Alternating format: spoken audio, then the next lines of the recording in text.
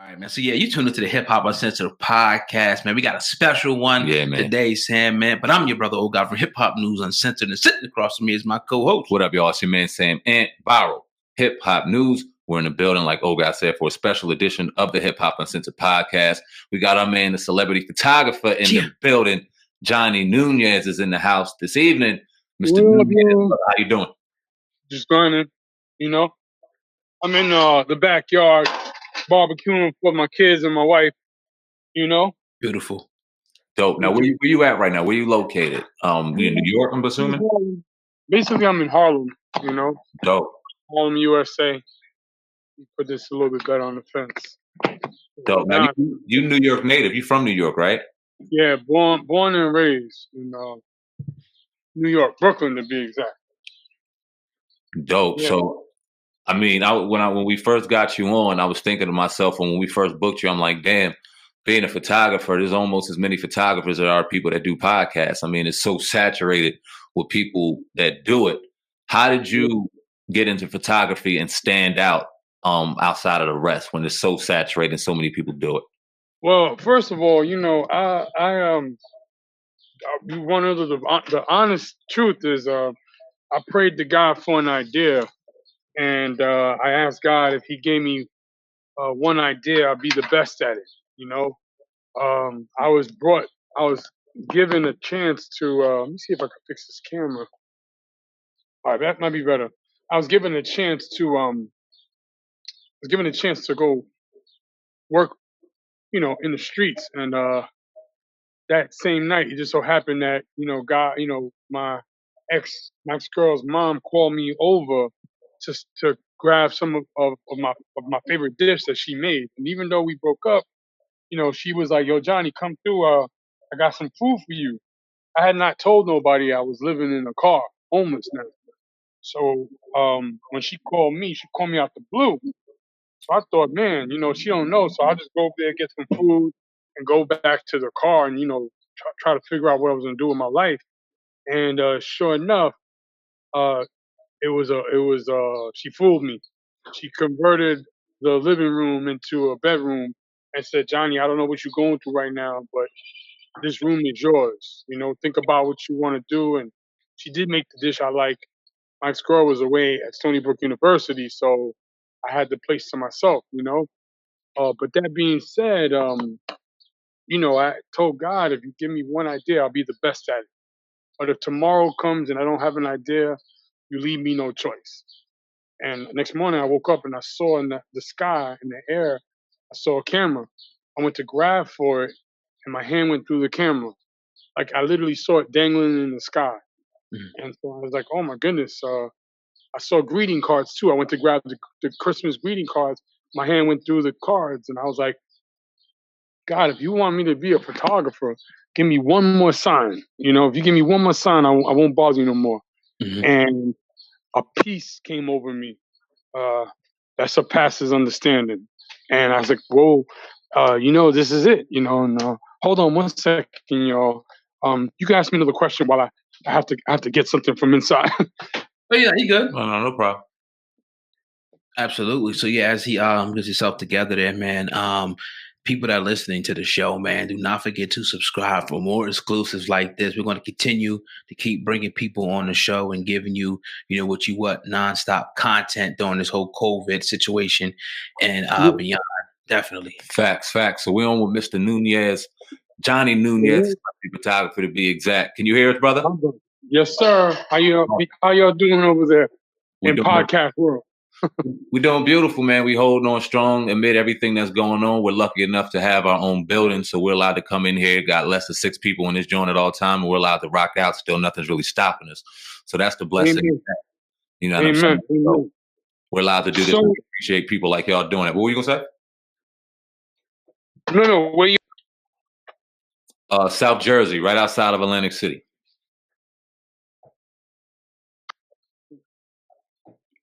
That's New Jersey, right outside of Atlantic City. South Jersey. We having some technical difficulties here today. Like he might have chopped out real quick. Yeah, it could be back any moment now. Yeah, man, I can't wait to get into this. This brother has, taking pictures of a lot of people. Yeah. And mainly, can't wait to get into the whole, Dame Dash situation. Can't wait to hear about that, how he even got into that and how Dame Dash found him in Harlem right now. So we obviously stayed rooted in New York. Seemed like a nice little beautiful area too where he was at, nice and chill. Yeah. Out in Harlem. We got to talk about that and how that changed over the years and how he got in Harlem. But I can't wait to get back into it with Mr. Nunez. He seems very excited to be here. Absolutely. I'm sure he'll be back soon. Definitely. For the people that are listening on iTunes, Spotify, Google Play. Hey, listen, man, I know y'all have heard us say it the last couple of days, but we got a great deal with Raycon. Shout out to Ray J over at the Raycon building with these wireless earbuds, man. Some of the best out and a great cost on them. We got a special promo deal to get 15% off an already very valued pair of E55 or E25, true wireless earbuds. If you go to buyraycon.com/HHU101, that's again, buyraycon.com/HHU101. You get 15% off, oh God, on your wireless earbuds. Raycon. Go check it out, man. You can also hit that on any of the description boxes. You may be listening or watching this on YouTube. Go grab a pair right now, man. The shit's a dope. Absolutely, man. Yeah, we had a great interview earlier, man, with a former BET producer, man. We had some great stories, and we got to remember to tell him. He said he knew Jhonny Nunez. Yeah. I remember to bring that in there. But yeah, man, that was a powerful interview. We got things lined up all week, man. It's a great time right now. It's a beautiful day outside. Yeah. I'm just ready to get out of this whole COVID thing, bro. Like, I'm ready to get back to normal life. I can't lie. The hotter it gets, and I know we got a nice little day today out here in Jersey. I don't know how it's going to be the next couple of days, but the hotter it gets, the less patient people are going to get. People want to get out. Yep, that's right. People want to get out. They want to get about you. They miss me with this flu, respiratory shit. They're going to want to get out. And now you got, on top of the fact, no one has jobs out here. Jobs are at a minimum. My mom just told me they just did final layoffs out there in the city. So everybody's getting laid off. So those people actually still working in the casinos? Yeah, she was doing twice a week. Now, she's obviously head of EBS over there, so they had people in there cleaning the building and things like that. She was still overseeing that. Yeah. But yeah, they recently just laid her off too. Man, we got Mayor of Atlantic City, Marty Smalls in the building next week, man, for a very powerful interview. Can't wait to talk to Mayor Smalls, man. We always wanted to kind of get involved locally within our government, locally into what's going on, the people in place to really get a gauge on what we're dealing with, because you can hear all day long about who's the president and what's going on and the White House and all that shit, but it's locally that's really what's making impact and what's important. So we got Mayor Smalls in the building on Monday or Tuesday next week. I'm not sure, but real excited about that, man. Definitely, man. Yeah, I can't wait to get it in. I'm going to give a quick shout out to my man, Foul Mouth Angel. I know everybody sees the artwork here. We got Jhonny Nunez back in the building. Let me get him in here. My battery died. I had to change it. Oh, it's all good, man. We appreciate the opportunity, brother. It's all good. You know what I mean? But we can pick off where we left off. If you want to finish off, or we can go to something else. So basically, I was going to school for radiation therapy oncology. I was actually treating people with cancer.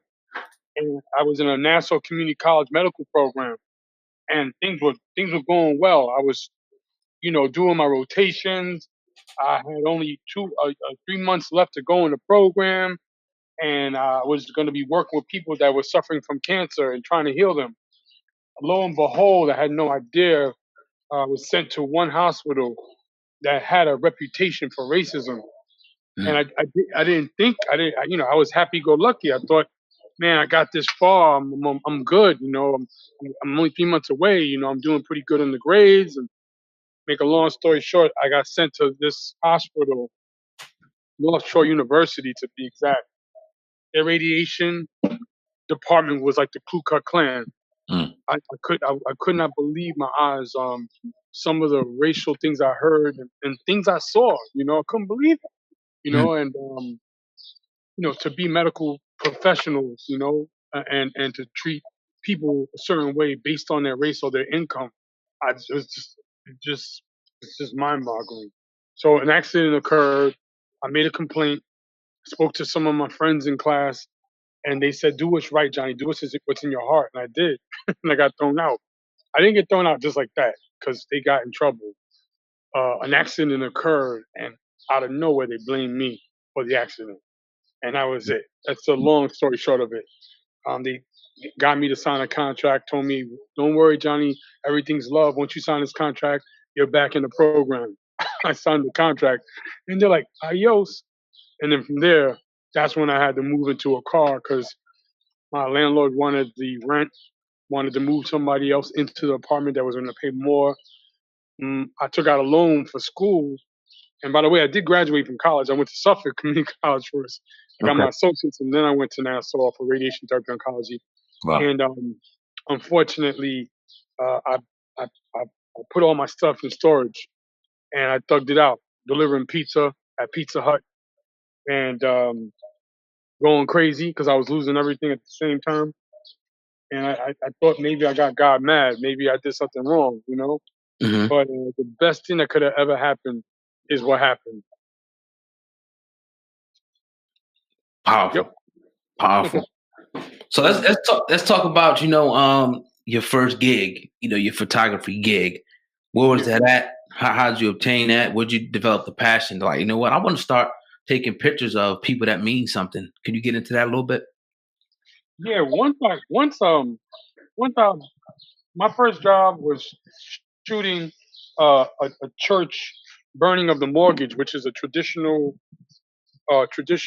African American it's a tradition, like Southern African Americans would do after they purchased the church. They would burn the mortgage so that they own it forever. Mm. You know, I'm just realizing that now that even though Harlem is being gentrified, there's still certain brownstones that people with more money can get because they cannot find the deeds to the property. Mm. You know, Mm. slick ways on people, did so that there's no way you can get this house.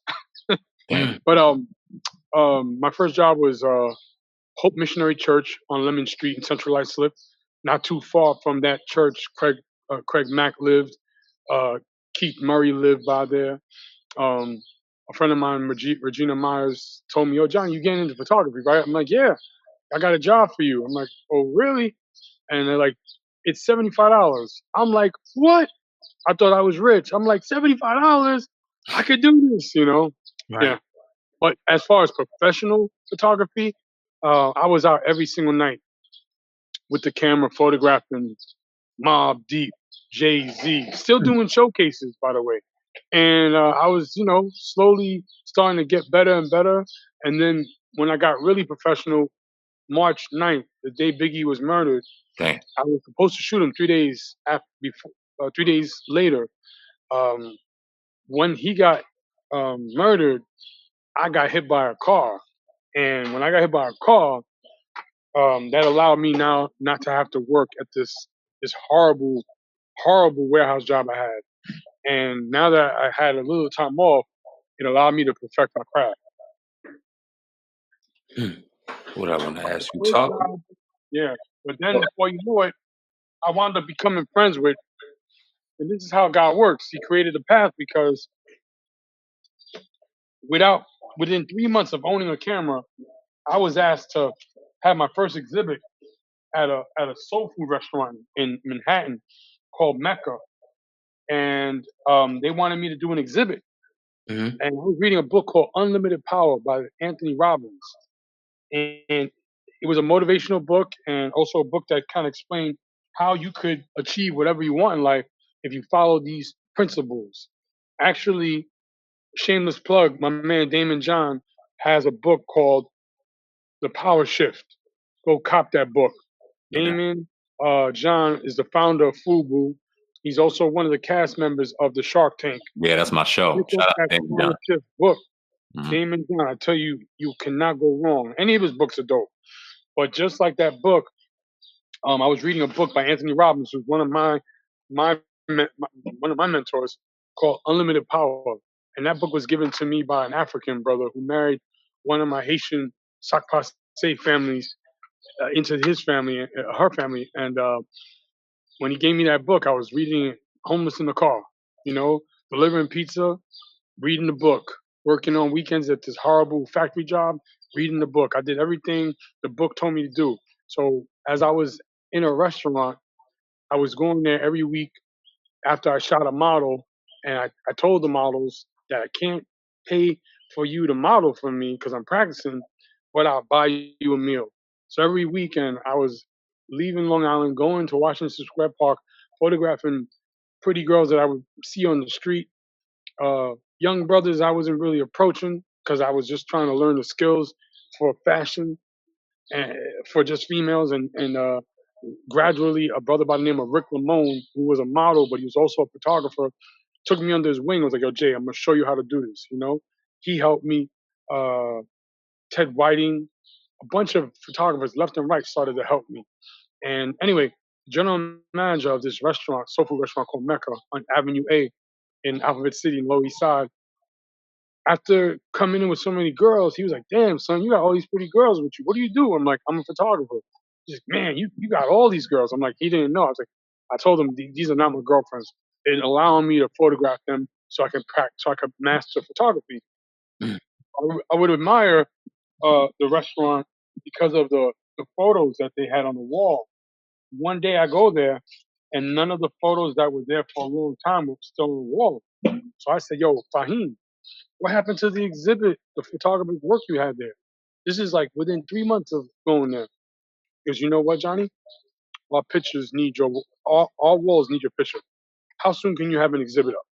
I was like, what? Mm. What's the next holiday coming? Valentine's Day. I had like a month or two before Valentine's Day.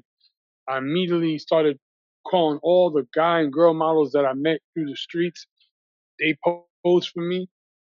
Got it just so happened that Essence Magazine had a printing company in the town next door to me, and they charged me like $15 and 30 to frame it. I was blessed. Every week, people were calling me, asking me for. I mean, the manager was like, "Yo, Johnny, you got to put another picture up because someone just bought another one of your work." I would go in there, take the money, thank the person, autograph sometimes.